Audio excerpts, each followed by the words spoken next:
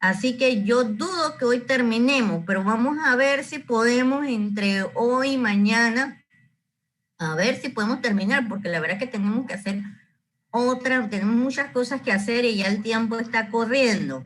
Así que yo espero no tener que estarlo llamando, sino que ya ustedes se anotaron en una lista y ustedes mismos saben después de quién, que respeten el orden que se apuntaron y después de quién ustedes van y así sucesivamente, pues para yo no tenerlos que estarlos llamando.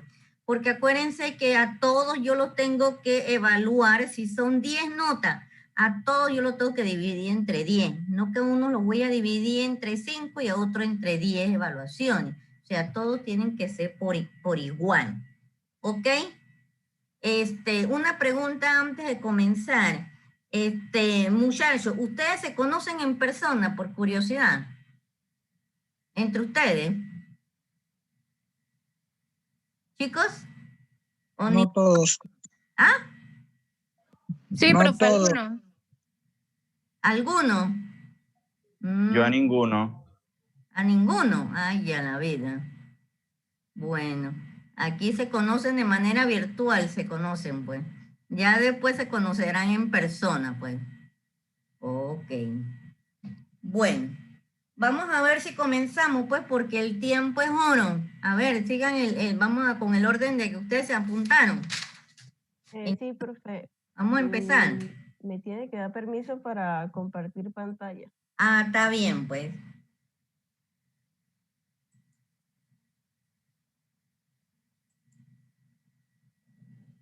Ya.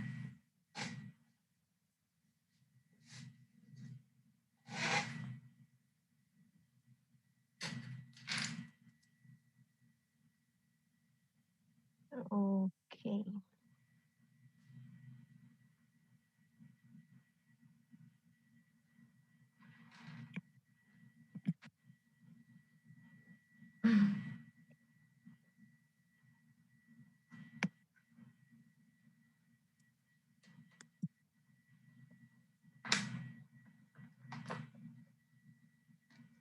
Ajá, bueno, buenas tardes, profesora y compañero. Mi compañera y yo vamos a hablarles sobre la geoquímica ambiental, océanos, aguas superficiales y aguas subterráneas.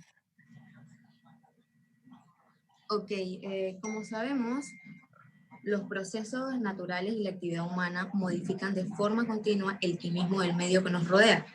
Y el hecho de conocer los sistemas geoquímicos de nuestro entorno ayudan a resolver varios aspectos ambientales que condicionan el desarrollo y por ende la sostenibilidad de nuestra sociedad y del conjunto de seres vivos. Y es aquí donde la geoquímica ambiental toma posesión.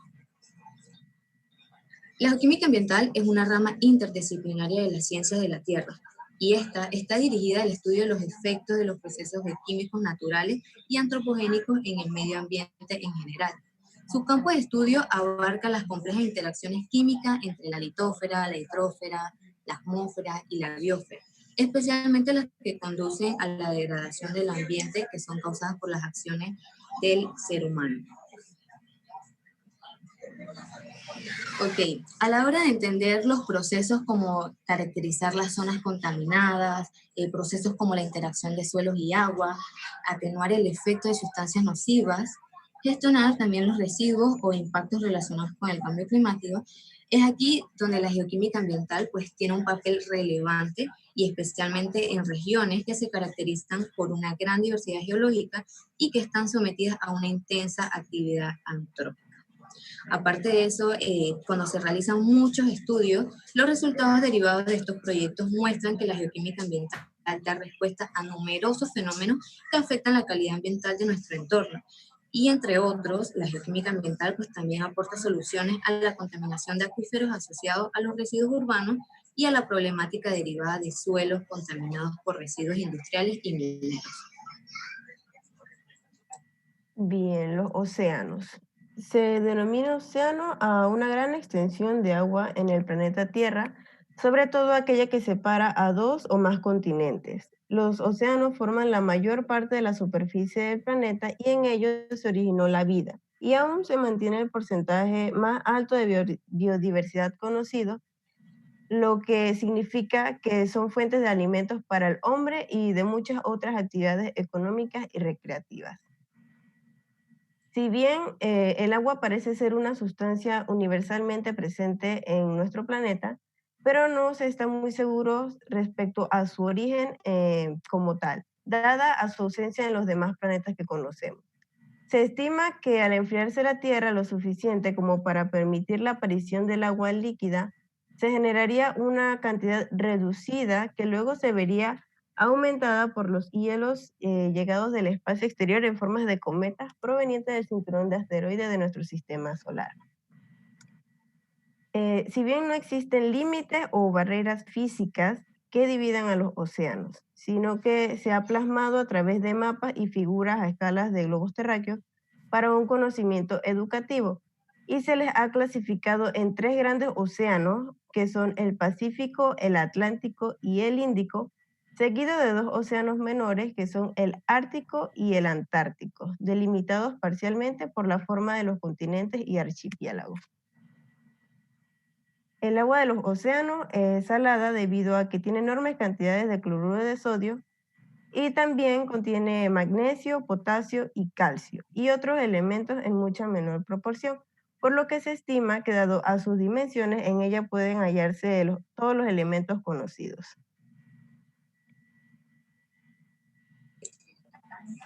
Ok, las corrientes oceánicas se generan por distintas fuerzas, como los vientos, las mareas, los cambios de densidad del agua y la rotación de la Tierra. Otro factor que también influye es la topografía, que del fondo marino y de la línea costera, que estas influyen en el movimiento de las corrientes, que son más lentas o más también pueden cambiar de dirección. Estas corrientes pueden dividirse en superficiales y profundas. Las corrientes superficiales mueven el 10% de las aguas del océano, mientras que el 90% restante es de las aguas profundas. Entonces, cuando el viento sopla en el océano, mueve consigo las capas superiores del agua. Y estas capas superficiales también movilizan las capas inferiores, las cuales a su vez mueven las que están más abajo de estas. Y en efecto, muchas veces las aguas que se encuentran, pues, como vemos aquí, que se encuentran a 400 metros de profundidad, pues también se ven afectadas por los vientos que soplan en la superficie. Entonces, si observamos los patrones de las corrientes superficiales de todo el mundo del espacio, notaremos que forman grandes bucles, y estos son conocidos como giros. Estos van en el sentido de las agujas del reloj en el hemisferio norte y en el sentido opuesto en el hemisferio sur. Esto se debe al efecto de la rotación de la Tierra sobre los vientos que se originan estas corrientes, o también conocidos como el efecto de Coriolis. Y dado a que la Tierra gira, el aire que va desde el Ecuador al Polo Norte se desvía hacia el este, y mientras que el aire va a la dirección contraria se desvía hacia el oeste. Por último, quiero agregar que el efecto de Coriolis pues, se presenta cuando el viento empuja los océanos y originan así los movimientos rotatorios como el agua, que retiene más calor que el aire, y estas corrientes contribuyen a la redistribución del calor en todo el planeta. Entonces, a diferencia de las corrientes superficiales, las profundas son impulsadas principalmente por los cambios en la densidad del agua salobre, y cuanto más cerca del polo norte, pues más fría se vuelve el agua y mayor es su concentración salina.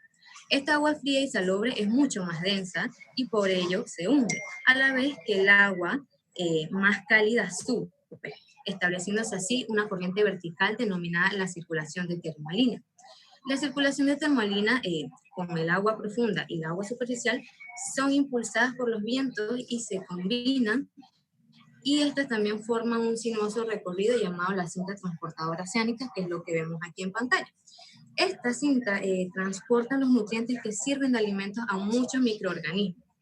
Además, es la corriente más larga del mundo y abarca todo el planeta, pero se mueve unos pocos centímetros.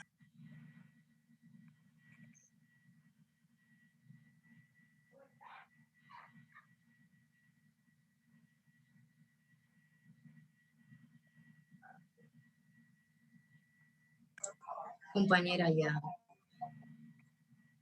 La corteza oceánica es la parte de la corteza terrestre que está cubierta por los océanos. Esta corresponde a 2/3 partes de la superficie de la Tierra y sin embargo ha sido menos explorada que la superficie de la Luna. Junto con la corteza continental, la corteza oceánica separa la superficie terrestre del manto, que es la capa interior de la Tierra que contiene materiales viscosos y calientes. Sin embargo, estas dos tienen grandes diferencias entre sí. La corteza oceánica también presenta accidentes geográficos al igual que la corteza continental. En el fondo del mar se pueden encontrar montañas, volcanes y fosas. Además, en algunos casos se presenta actividad sísmica y volcánica, que llega a ser percibida incluso en los continentes. Si bien se considera que la corteza oceánica es aquella parte de la corteza terrestre que está cubierta por los océanos, es necesario tener en cuenta que esta no comienza exactamente en las costas. En realidad, los primeros metros después de las costas también se consideran corteza continental. Y el inicio de la corteza oceánica se encuentra en una fuerte pendiente que puede estar ubicada a unos metros o varios kilómetros de la costa. Estas pendientes son conocidas como taludes y pueden llegar hasta los 4.000 metros de profundidad. Los espacios que hay entre las costas y los taludes se conocen como márgenes continentales y no tienen más de 200 metros de profundidad y es allí donde se encuentra la mayor cantidad de vida marina. Tenemos las dorsales oceánicas, llanuras abisales, buyots y fosas. Las dorsales oceánicas son cordilleras submarinas que se producen cuando el magma presente en el manto sube hacia la corteza y la rompe.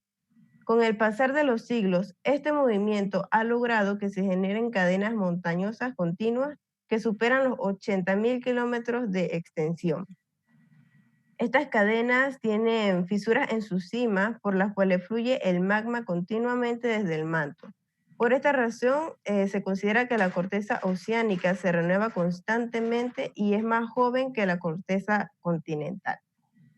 Y gracias a este continuo movimiento volcánico, las dorsales crecen hasta salir de la superficie del mar, lo que ha generado formaciones como las islas de Pascua en la dorsal del Pacífico Oriental y las islas Galápagos en la dorsal oceánica de Chile.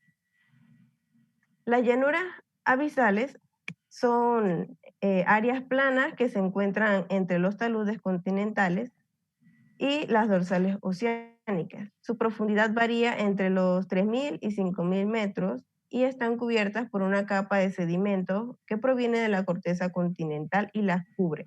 Por eso todos los accidentes geográficos quedan ocultos, dando una apariencia completamente llana. En estas profundidades se dice que el agua es fría y su entorno es muy oscuro. Los buyots, por otra parte, son montañas que tienen forma de tronco y cuya cumbre es aplanada. Se encuentra en medio de las llanuras abisales y alcanzan hasta 3.000 metros de altura y hasta los 10.000 de diámetro. Su forma, cuando alcanzan la altura suficiente para salir de la superficie, el oleaje las erosiona, lo que hace que la superficie se vuelvan planas e incluso se desgastan sus cumbres hasta que puedan llegar a ser sumergidas 200 metros por debajo de la superficie del mar. Las fosas abisales son grietas angostas y profundas en el fondo marino que pueden tener miles de metros de profundidad. Se producen por los choques de las placas tectónicas, por lo que suelen ser acompañadas por mucha actividad volcánica y sísmica, que en ocasiones forman grandes maremotos y se pueden sentir en los continentes. Como por ejemplo aquí tenemos la fosa de las Marianas.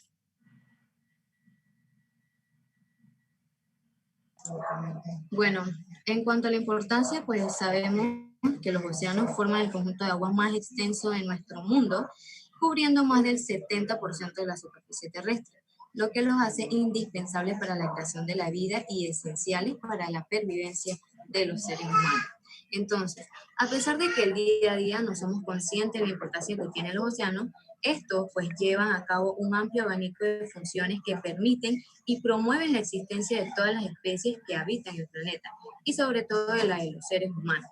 En primer lugar, debemos destacar que son una fuente de recurso biológico alimentario con la que miles de millones de personas en todo el mundo pueden sustentar. Además, suponen una fuente de materia prima, de minerales, metales preciosos e incluso el propio agua salada se les da diferentes utilidades industriales o comerciales. Por otra parte, los océanos, que es un punto muy importante, que los océanos sirven de regulador climático, ya que actúan sobre el exceso de calor del planeta y regulan los efectos del cambio climático, intercambiando gases con la atmósfera. Bueno, aquí vemos 5 puntos bastante básicos de cómo cuidar los océanos, que sería reduciendo el consumo de energía, también reduciendo las emisiones de dióxido de carbono, y un punto muy importante que cuando vamos de paseo y esas cosas, bueno, por ahora no porque estamos en pandemia, pero cuando se hablan todas estas cosas, que por favor no contaminen las playas. También utilicemos de manera responsable, no la desperdiciemos, y para aquellas personas que practican deportes marítimos, que por favor se haga de manera responsable. Bueno, aguas superficiales. Las aguas superficiales son todas las aguas que se encuentran sobre la superficie del planeta. O, para propósitos regulatorios, suele definirse el agua superficial como toda agua abierta a la atmósfera y sujeta a escorrentías superficiales. Una vez producida, el agua superficial sigue el camino que le ofrece menor resistencia, que puede ser una serie de arroyos, riachuelos, corrientes y ríos, que llevan al agua desde áreas con pendientes descendentes hacia un curso de agua principal. Estas aguas son provenientes de las precipitaciones que no se infiltran ni regresan a la atmósfera por evaporación, o también pueden provenir de manantiales o nacimientos que se originan de las aguas subterráneas, es decir, que estas se producen por la escorrentía generada a partir de las precipitaciones o por el afloramiento de las aguas subterráneas. Entre los tipos de aguas superficiales tenemos a las aguas lóticas o corrientes y tenemos también a las aguas lénticas. Las aguas lóticas son las masas de agua que se mueven siempre en una misma dirección, como los ríos, los manantiales, riachuelos o arroyos. Las aguas superficiales, que son parte de un cuerpo de agua lótico, generalmente tienen una función básica y muy importante, y es la de llevar nuevamente el excedente de agua producido por causas externas como la lluvia o el deshielo hasta el mar. Entre las características de estas aguas tenemos el flujo, que es bastante continuo, y que siempre se dirige hacia la misma dirección. Y en cuanto al volumen y la velocidad, pues varían constantemente por diferentes causas. También quiero mencionar que las aguas lóticas son la herramienta perfecta para transportar y diluir material de erosión. Y bueno, en cuanto a las aguas lénticas, son aquellas aguas interiores o quietas, también estancadas, como los lagos, las lagunas, las charcas y pantanos. Estas aguas son un ambiente quieto donde pues, el agua no se mueve, ya que no existen entradas o salidas a otros cuerpos acuáticos. Y por esta razón, la tasa de renovación de oxígeno en estas aguas lénticas es muy baja y se forman estratos de oxígeno y la temperatura se ve afectada por la luz solar que recibe. Entonces, pues, desde otro punto de vista, las aguas superficiales pues, se pueden clasificar como aguas artificiales o muy modificadas o aguas naturales. Hablamos de las aguas artificiales cuando se trata de una masa de agua superficial que como consecuencia de alteraciones físicas producidas por la actividad humana han experimentado un cambio sustancial en su naturaleza. Y hablamos de las aguas superficiales en estado natural cuando las masas de aguas superficiales no han sido modificadas por acciones antrópicas. Ejemplo de ello serían los ríos, que son una corriente natural de agua que fluye con continuidad y siempre con gravedad discurre de la parte alta hacia las más bajas. La importancia de estas aguas es, pues, como sabemos, dado que el agua es un recurso vital para la supervivencia humana, juega un papel preponderante en todas las actividades. Y en cuanto a las aguas superficiales, conocer continuamente la disponibilidad de volumen almacenado en las principales presas del país son de gran utilidad en distintas actividades, como pues, en el riego de cultivos, en la generación de energía eléctrica, y para el agua potable. La disponibilidad de estas aguas va unida a la calidad y por eso necesitamos saber que el agua que se vaya a utilizar sea adecuada para su uso. Las aguas subterráneas son aquellas que se encuentran bajo la superficie terrestre y ocupan los poros y las fisuras de las rocas más sólidas. Estas son la parte de la precipitación que se filtra a través del suelo hasta llegar a un material rocoso que está saturado de agua. En general mantiene una temperatura muy similar al promedio anual en la zona, por ello es que en las regiones árticas puede helarse. Y el agua subterránea más profunda puede permanecer oculta durante miles o millones de años. No obstante, la mayor parte de los yacimientos están a poca profundidad y desempeñan un papel muy importante. Los acuíferos son terrenos rocosos permeables dispuestos bajo la superficie en donde se acumula y por donde circula el agua subterránea. Como vemos en la imagen, existe una zona de aireación ovadosa y una de saturación. La zona de aireación ovadosa es el espacio comprendido entre el nivel freático y la superficie, donde no todos los poros están llenos de agua. Y la zona de saturación es la que está situada por encima de la capa impermeable, donde el agua rellena completamente los poros de la roca, y el límite superior de esta zona es el nivel freático y varía según las circunstancias, descendiendo en las épocas secas y ascendiendo en las épocas húmedas. Su clasificación varía según su textura, su estructura y la movilidad del agua. Según su textura, se dividen en dos grupos que son los porosos y los fisurales. Los acuíferos porosos tienen el agua subterránea como en una esponja dentro de unos poros intercomunicados entre sí, cuya textura hace que exista permeabilidad, que es la transmisión interna del agua frente a simples almacenamientos, como lo son las gravas aluviales. Y los acuíferos fisurales, el agua se encuentra ubicada sobre las fisuras o diaclasas, que también están intercomunicados entre sí. Su distribución hace que los flujos internos de agua se compartan de una manera heterogénea por direcciones preferenciales, como vemos en la imagen. Un ejemplo de estos son los kársticos. Según su estructura, pueden ser acuíferos libres y acuíferos confinados. El acuífero libre es aquel que se encuentra en contacto directo con la zona subsaturada del suelo, y el confinado son aquellas formaciones en las que el agua subterránea se encuentra encerrada entre dos capas impermeables y es sometida a una presión superior a la atmosférica. Según su movilidad, pueden clasificarse en acuíferos, acuítardos, acuícludos y acuífugos. Los acuíferos son buenos almacenes y transmisores de agua subterránea, como las calizas fisuradas. Los acuítardos son buenos almacenes, pero malos transmisores, como las arenas arcillosas. Los acuícludos pueden ser buenos almacenes, pero malos transmisores, como las arcillas. Y los acuífugos son malos como almacenes y como transmisores, como los granitos o las cuarcitas no fisuradas. El agua subterránea es de esencial importancia para nuestra civilización porque supone la mayor reserva de agua potable en las regiones habitadas por los seres humanos. Puede aparecer en la superficie en forma de manantiales o puede ser extraída mediante pozos. A nivel global, el agua subterránea representa unas 20 veces más que el total de las aguas superficiales de todo el continente e islas.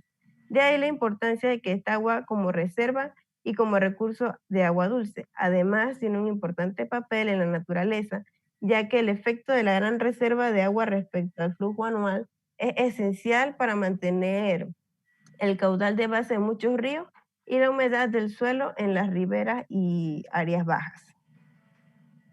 En esta imagen se muestra el ciclo hidrológico del agua, que es la dinámica que tienen tanto las aguas superficiales como las aguas subterráneas.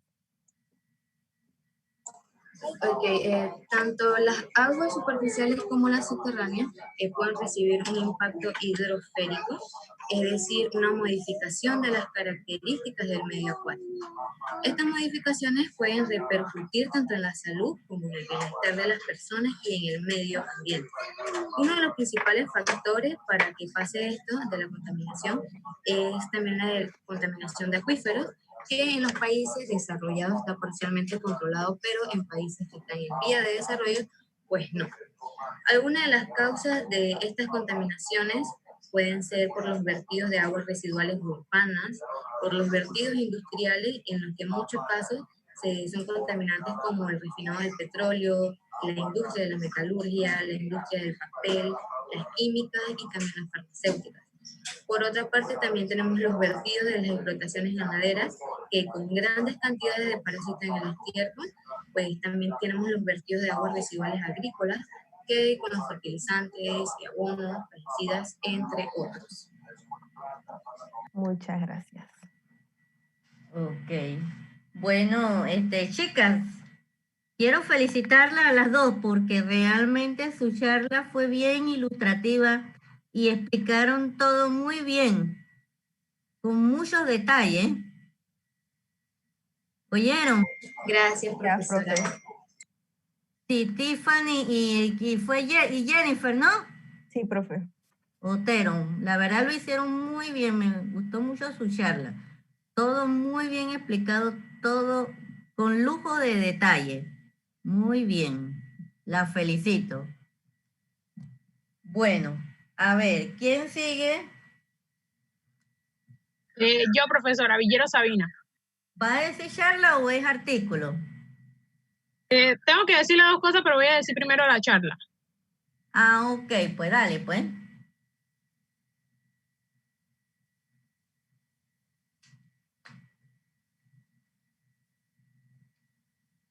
¿Se ve? Todavía no. Dale, ahora sí, ya.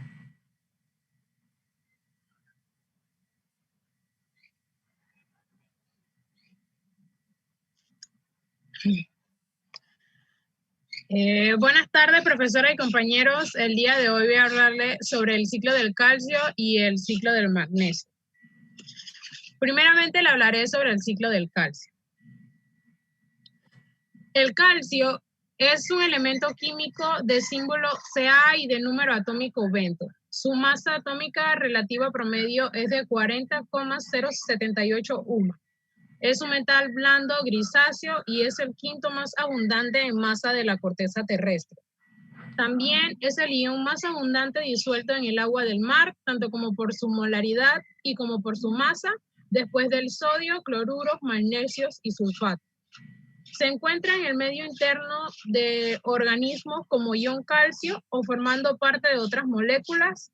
En algunos seres vivos se halla precipitado en forma de esqueleto interno, como es los huesos en los vertebrados, o en forma de esqueleto externo, como son en las conchas de los moluscos.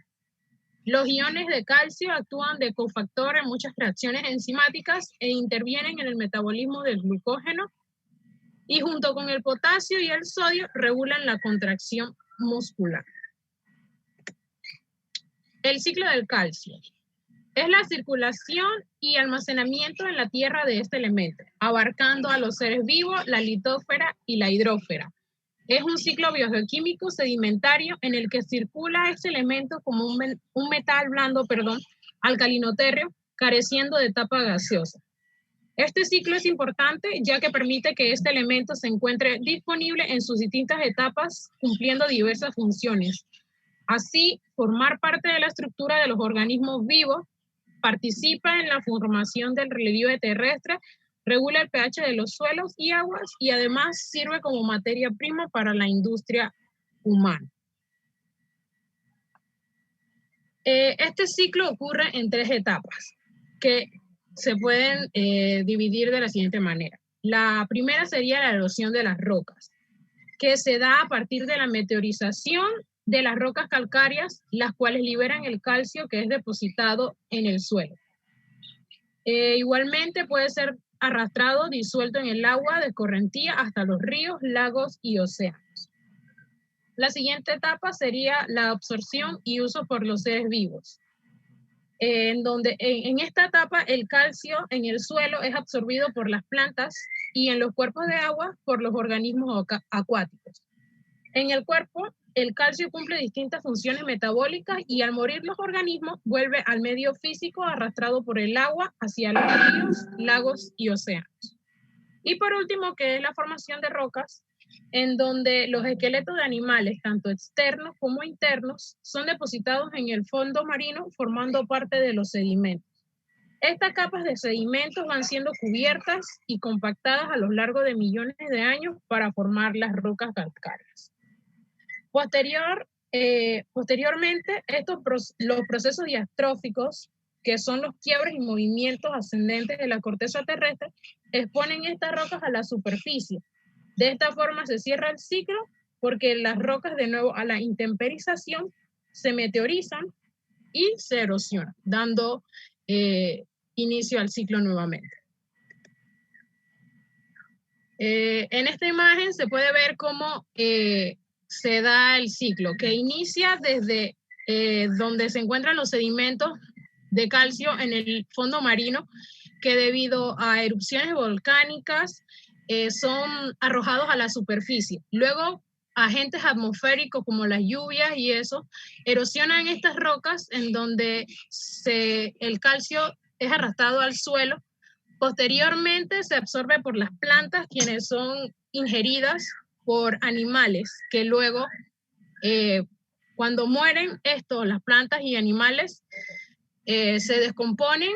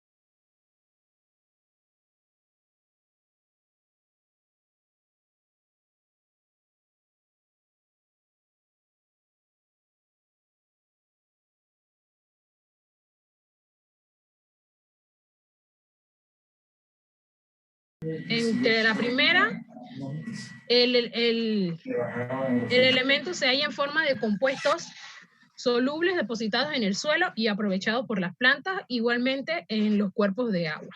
La segunda etapa, que es la de aprovechamiento vegetal, es absorbido por las plantas a través del suelo, incorporándose a los procesos celulares vegetales. Un ejemplo de ello se halla en la clorofila, por lo que se puede inferir que la fotosíntesis se da en parte gracias al magnesio, como ya había mencionado anteriormente. La tercera etapa es la metabólica intracelular en seres vivos. En esta etapa, los animales consumen las plantas ricas en magnesio, aprovechándolo en procesos de estabilización del sistema nervioso, así como lo del sistema muscular. Solo una parte de ese magnesio es utilizado al depositarse en el intestino delgado y el resto es descartado por vía de las excretas. De igual forma, mantiene el equilibrio hormonal en seres humanos. Y la última etapa es la etapa auxiliar, en donde el magnesio, como parte de su propio ciclo, participa dentro del ciclo del calcio y del ciclo del fósforo en los procesos de fortalecimiento y fijación de estos elementos. La importancia del ciclo del magnesio. El ciclo del magnesio es parte de procesos esenciales en la biosfera, tanto a nivel ambiental como con otros ciclos. Así también dentro de los seres vivos en diversos procesos metabólicos y de equilibrio, por lo que resulta importante para la homeostasis fijación de otras moléculas y tejidos del cuerpo humano u otros organismos.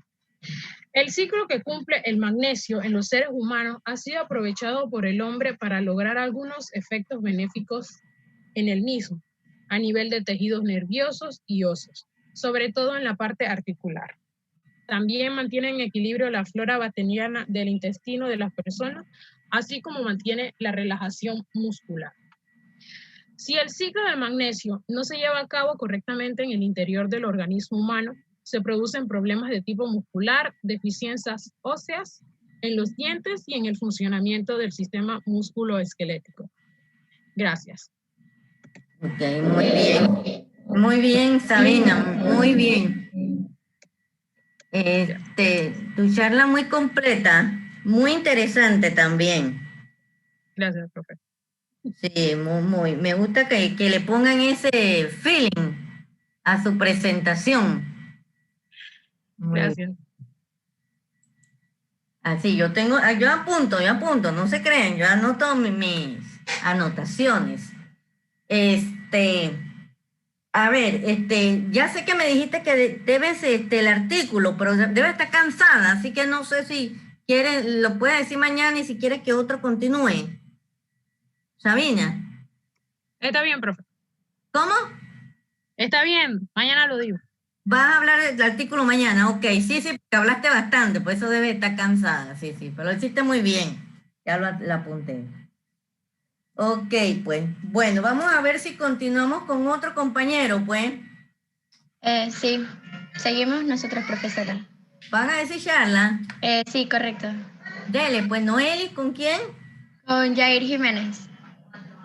Noeli Gallardo y Jair Jiménez. Espérense, déjenme apuntarlo. No comiencen, déjenme anotarlo primero.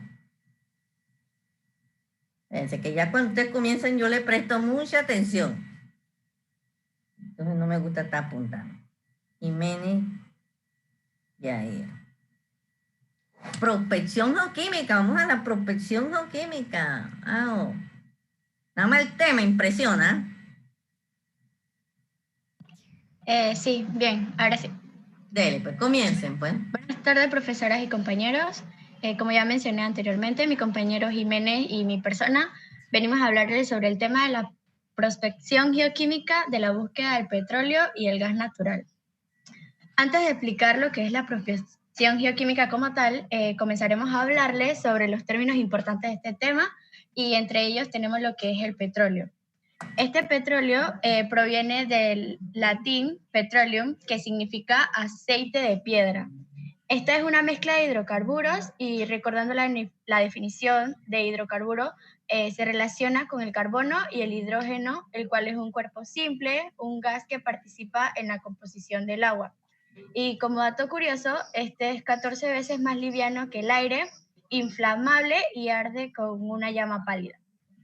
El petróleo es una sustancia combustible líquida a temperatura y presión normales y en algunas de sus moléculas posee porciones pequeñas de otros elementos como lo son el azufre, el oxígeno, el nitrógeno y algunos metales. Entre sus propiedades está de que son líquidos insolubles en agua y de menor densidad que en ella.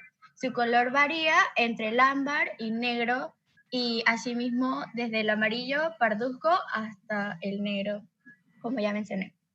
Es habitual clasificar a los petróleos dentro de 3 grandes tipos. El petróleo asfáltico, el petróleo parafínico y los petróleos mixtos. El petróleo asfáltico se caracteriza por su color negro porque son viscosos y en su destilación primaria produce poca nafta y queda el asfalto como residuo. El petróleo parafínico son de color claro y rinden más nafta que los asfálticos. Cuando este se refina, sus aceites lubricantes se puede separar lo que es la parafina. En los petróleos mixtos, tal como lo dice su nombre, tiene características entre las 2 variedades principales. El gas natural. Este es un combustible que se obtiene de las rocas porosas del interior de la corteza terrestre y se encuentra mezclado con el petróleo crudo de los yacimientos. La manera más común en la que se encuentra este combustible es atrapado entre el petróleo y una capa rocosa impermeable. Y como se trata de un gas, también puede encontrarse solo en yacimientos separados. Y de la misma manera se dice que este es un gas húmedo, amargo e hidratado. Sus componentes son el butano, el propano, el etano, el metano y también se pueden encontrar otros, también llamados impurezas, como lo son el ácido sulfídrico, el dióxido de carbono, nitrógeno y agua. Bien. Ahora voy a hablarles sobre la migración del petróleo y el gas natural. Esta migración se divide en dos grandes tipos, la migración primaria y la migración secundaria. La migración primaria de este se da gracias a lo que es el movimiento del hidrocarburo, generado así en lo que es la roca madre a nivel poroso, a los niveles más porosos ubicados a una poca distancia. Entre sus mecanismos tenemos que como soluciones moleculares, las aguas intersticiales o liberadas juegan lo que es un rol importante, especialmente a poca profundidad, ya que los volúmenes expulsados son bastante grandes. En soluciones coloidales o micelas, como líquidos o fases y en rocas madres. En la migración secundaria tenemos que esta diferencia de la primaria se da a través de lo que son las rocas más densas. Y existen 3 parámetros de control en este tipo de migración, las cuales son la flotación del petróleo y el gas en las rocas porosas saturadas de agua, las presiones capilares que determinan flujos multifases y el flujo hidrodinámico de los fluidos con su influencia modificadora importante. Dentro de estos, los eventos tectónicos, tales como plegamientos, fallas o levantamientos, pueden causar una redistribución de los hidrocarburos ya acumulados. De esta manera se inicia lo que es una fase adicional a la migración secundaria. Si en el caso de que en ella resulta una nueva acumulación, se le denomina como una remigración o migración terciaria. La acumulación del petróleo. Esta se da o aparece en lo que son las estructuras altas, que son trampas eficaces, donde el movimiento es retardado por una disminución de las capas permeables de las rocas, en las cuales se producen los tamaños de los poros capilares de las mismas, impidiendo lo que es la continuación de 2 o más fases. A continuación, mi compañero Jiménez les va a hablar sobre las trampas del petróleo.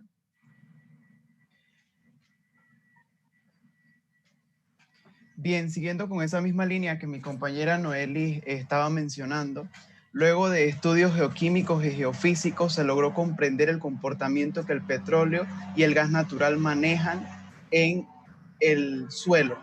Entonces, vemos que el petróleo se acumula en lugares de bajas presiones. No le gusta las altas profundidades ni estar en lugares donde la presión sea muy alta, sino que busca lugares de altitud para acumularse. Y esto se debe a su baja densidad. Este principio se tomó en cuenta para lograr encontrar esas trampas o lugares en donde hay mayor probabilidad a que se acumule el petróleo y el gas natural. Y a esto se les denominan trampas y se pueden clasificar en trampas estratigráficas, trampas estructurales o trampas mixtas. En las trampas estratigráficas tenemos 2 tipos, las primarias y las secundarias. Y cabe señalar que todas las trampas estratigráficas se clasifican por su forma. Las primarias son por la forma específica del suelo que permite la formación del depósito de petróleo y de gas natural, y las secundarias son formadas por procesos post-sedimentarios. En las trampas estructurales vemos un pequeño desfase, como lo vemos aquí, un pequeño desfase provocado por ese desfase que se forma en las capas tectónicas o las placas tectónicas. Ahí hay muchos movimientos, muchos cambios de presión que permiten la acumulación del petróleo como tal. Y en las trampas mixtas se toman características de ambos tipos de trampas. Y también el 60% aproximadamente de las trampas que se están explotando actualmente son de tipo mixto. Y vamos a ver también lo que son los indicios. Para poder hablar de prospección geoquímica tenemos que saber qué es un indicio superficial. Y ellos son las señales que nos indican dónde puede haber o dónde hay una gran probabilidad de encontrar un depósito de petróleo y de gas natural. Y a ellos los podemos clasificar en indicios directos e indicios indirectos. Los indicios directos son aquellos que se relacionan directamente con la presencia en agua, gases o rocas de componentes dispersos del petróleo. O sea, directamente aquellos hidrocarburos que estamos buscando. Y se pueden clasificar en indicios activos e indicios fósiles. Los indicios activos son aquellos que tienen una renovación constante y los indicios fósiles son aquellos que no se renuevan. Simplemente encontraron como pequeños rastros o pequeñas partes por millón de aquellos hidrocarburos. Y en los indicios indirectos tenemos también dos tipos.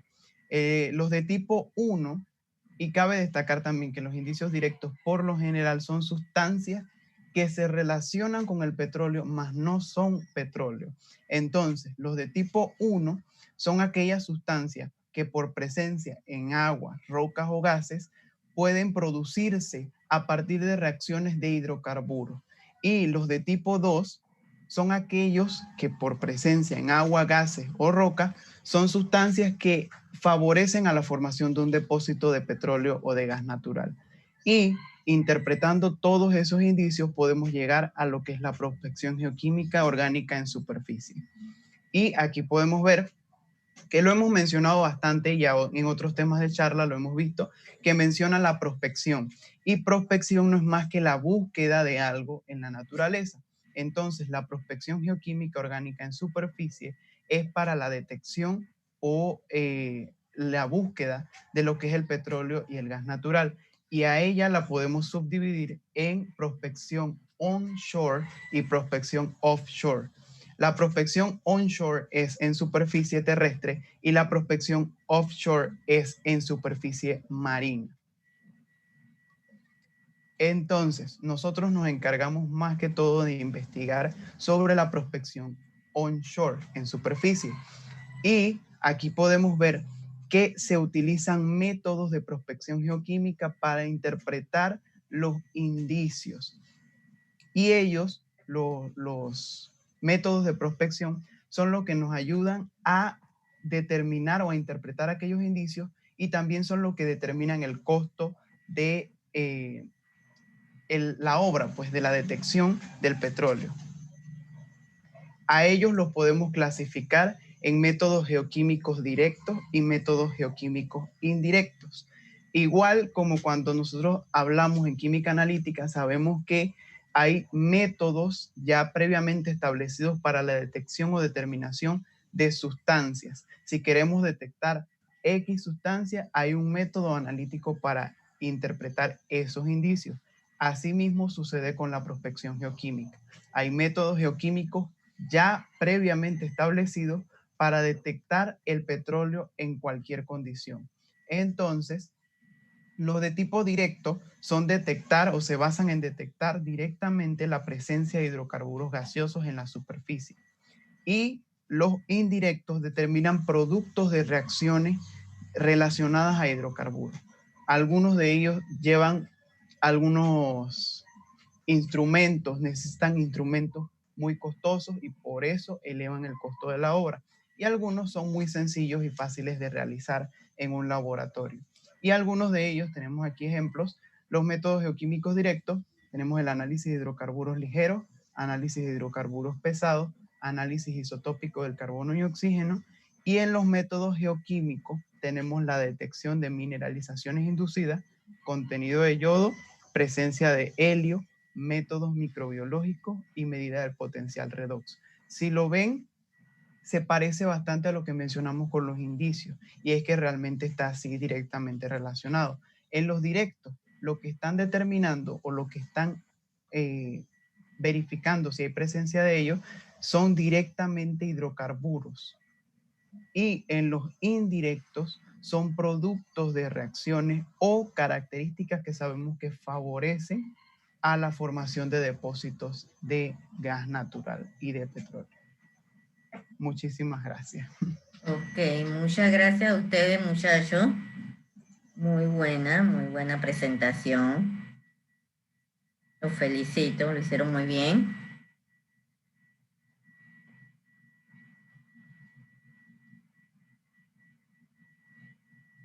Así que para que vayan conociendo un poco más acerca del mundo de la geoquímica, vieron que es bastante amplio, tiene mucho material. Antes le iba a comentar que antes se daba geoquímica, los licenciados en química tenían que dar 2 partes de geoquímica, A y B, pero después lo pasaron a una sola parte, ¿ya? Pero también ahora ustedes solamente le tienen 3 horas de clase. Los de docencia en química dan 4 horas de clase. Con lo de docencia en química se avanza más porque tienen 4. Ustedes nada más le pusieron 3. Cosa que no debería ser porque hay bastante material, bastante contenido, mucho de qué hablar. Pero vieron que todos los temas son importantes y todos son muy interesantes. ¿Sí? Y todos nos ayudan en la vida diaria, cuando uno los conoce y uno ve la manera de utilizar la geoquímica para mejorar nuestro mundo, lo que nos rodea, o la manera de ver cómo nos puede ayudar, pues económicamente también es bastante rentable, ¿sí? Bueno, muchachos, tenemos tiempo para escuchar, no sé si otra charla, otro artículo. Sí, yo, profesora. ¿Quién va a hablar? ¿Quién?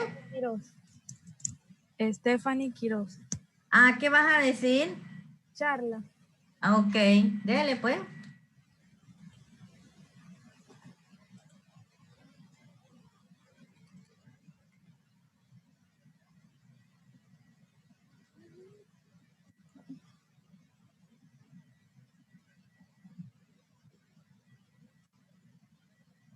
¿Ya se ve? Sí. Buenas tardes, profesora. Mi nombre es Stephanie Quiroz y compañeros, buenas tardes también. El tema de mi charla es los ciclos exógenos. Bueno, antes de empezar a definir qué son los ciclos exógenos, debemos saber a qué se refiere o qué quiere expresar el término ciclo. Bueno, el término ciclo expresa la idea de que a través de tales procesos la materia sufre como un proceso de evolución, o más bien busca comprender de que la materia desde la profundidad de la litósfera hasta la superficie, seguido por el descenso a su origen. Ya que sabemos a qué se refiere el término ciclo, debemos saber que los ciclos exógenos también son conocidos como ciclos geológicos. ¿Y cómo podemos definir estos procedimientos geológicos o procesos geológicos? Debemos saber que son un conjunto de eventos naturales que se originan en un punto específico de nuestra corteza terrestre, los cuales se dividen en ciclos externos o bien ciclos exógenos, sistemas internos o ciclos endógenos. Los ciclos exógenos son eventos en la interfase de la superficie sólida y la atmósfera o hidrósfera, y los ciclos endógenos o sistemas internos vienen siendo eventos en el interior de la Tierra por debajo de la superficie. Los procesos geológicos se clasifican según su origen en 2 categorías. Tenemos los procesos de origen externo, que son los ciclos exógenos, y los procesos de origen interno, que son los ciclos endógenos. Ahora sí definiremos qué son los ciclos exógenos.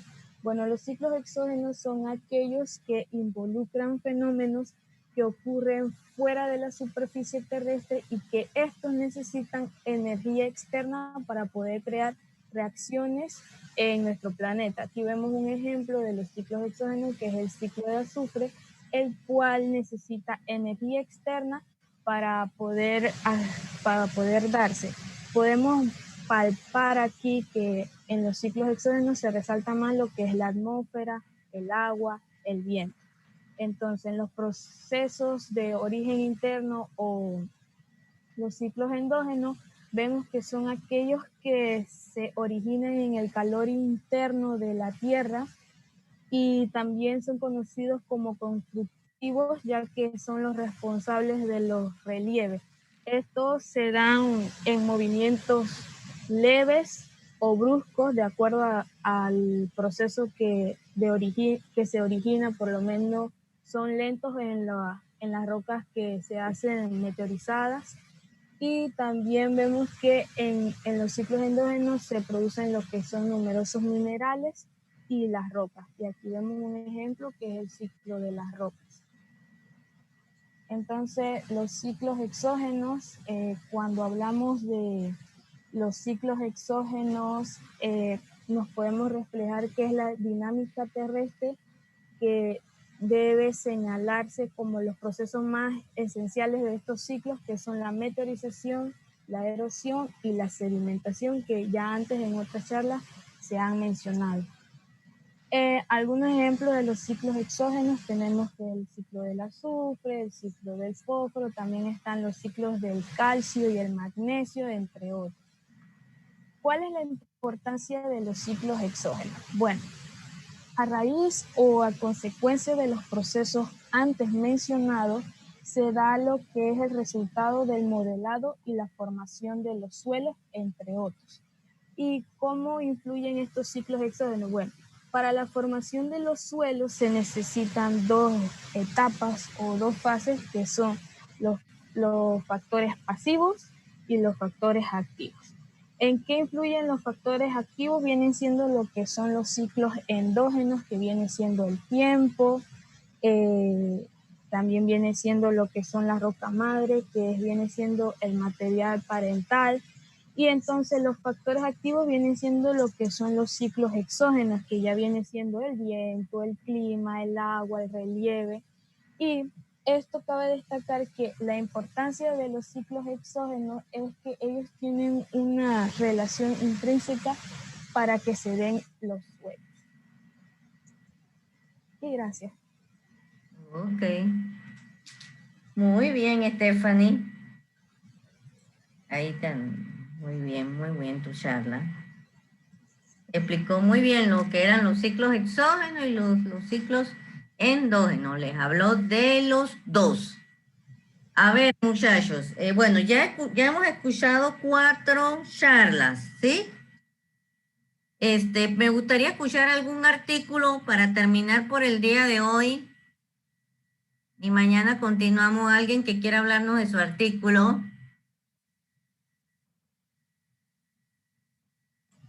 Profe, ¿puedo ser yo? De su artículo. ¿No estás cansada?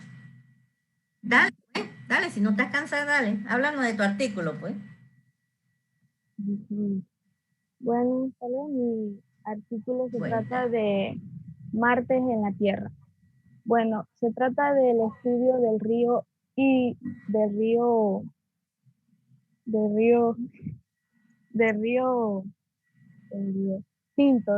Tinto, que se encuentra en España.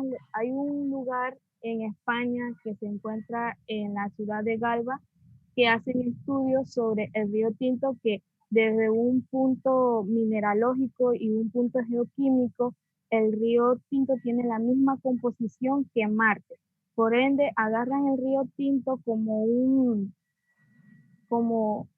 lugar de estudio y agarran lo que son muestras de sus ríos y de su tierra para llevarlos a sus laboratorios y crear materiales para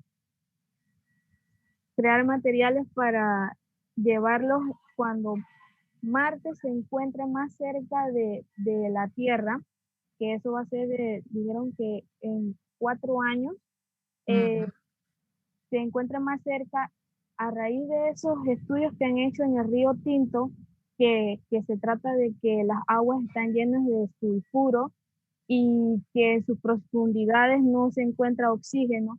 Y ellos dicen que si en el río Tinto hay microorganismos que crecen y viven bien, ¿por qué en Marte no? Entonces hacen estudios y crean implementos y instrumentos para cuando la Tierra esté más cerca de Marte, llevarlos allá y hacer estudios de que si ya hay microorganismos que están creciendo bien en el río Tinto, que se dice que es la misma composición que en Marte, van a llevarlos para confirmar su hipótesis de que si ya hay acá, allá también. Entonces, los científicos dicen que si la Tierra es de como que viene del mismo lugar que Marte, ellos dicen y apuestan de que allá hay vida y se puede vivir bien. Y eso fue mi actitud. Ok, muy interesante tu artículo. Sí. ¿De qué revista es? National Geographic, Ah, ¿de qué año? del 2015. 2005. 2015. Ah, 15. Sí, pero en lo que dijeron de que la Tierra se iba a acercar a Marte, eso lo dijeron no hace mucho, como en el 2019 por ahí. Pero no sé, no han dicho si ya están organizando todo para ir. Sí, para viajes allá a Marte, de paseo. Pero bueno, van a ser bastante costosos. Sí. Sí, bastante costoso. Igual la Luna, ya están estudiando cada vez más la Luna, y de Venus también están estudiando más de Venus. Así que bueno, pronto habrán viajes interplanetarios. Ajá, dice que Un en planeta Venus a se otro en un futuro. encuentra agua congelada, no sé si ya Ujú, quieren sí, sí. estudiar eso. Cada vez se está avanzando más. Ok, muy interesante tu artículo, Stephanie. Muy bien, te felicito. Gracias. Bueno, muchachos, entonces ya vamos a terminar por hoy, pues, y entonces mañana continuamos. Así que vengan preparados los que siguen, pues, para mañana. Mañana los cito, pero traten entonces ya ponerse las pilas. Sus compañeros, los que hablaron hoy, todos lo hicieron muy bien. Así que ya lo saben, pues. Así que quedamos así, entonces continuamos mañana, pues, chicos. Ok, que pasen buenas tardes, pues, y nos vemos mañana, pues. Hasta mañana. Hasta mañana, profesora. Chao, profe. Chao, hasta mañana. No se duerman. Chao.